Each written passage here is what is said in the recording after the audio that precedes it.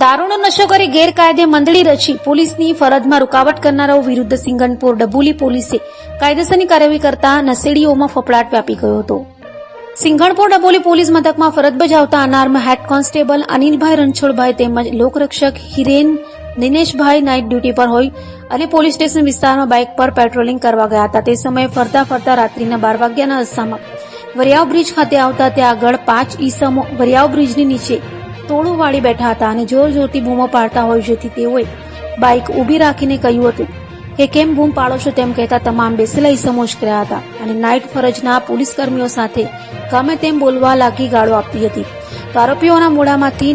નશો કરેલી તીવ્ર વાસ આવતી હોય અને બેઠકવાળી જગ્યાએ સોડાની બોટલો તથા બિયર ટીનની ખાલી બોટલો પણ પડી હોય, જેથી તમામને જે તે સ્થિતિમાં રહેવા જણાવતા તમામે ઉશ્કેરાઈ જઈ પોલીસ કર્મચારીઓ સાથે ઝપાઝપી કરી હતી, જેથી પીસીઆર તેમજ અન્ય નાઇટ કર્મચારીઓ મદદે આવી જતા આરોપીઓ કિશોર ઉર્ફે માધવજી મોરડિયા, અમિત કરસન બાબરિયા, જયેશ ઉર્ફે જયુ, અમૃત વાઢેરા, દીપક પીઠાવાણિયા અને દિવ્યેશ ચંદુ વાસાણીને ઝડપી પાડી તેઓ વિરુદ્ધ કાયદેસરની કાર્યવાહી હાથ ધરી હતી.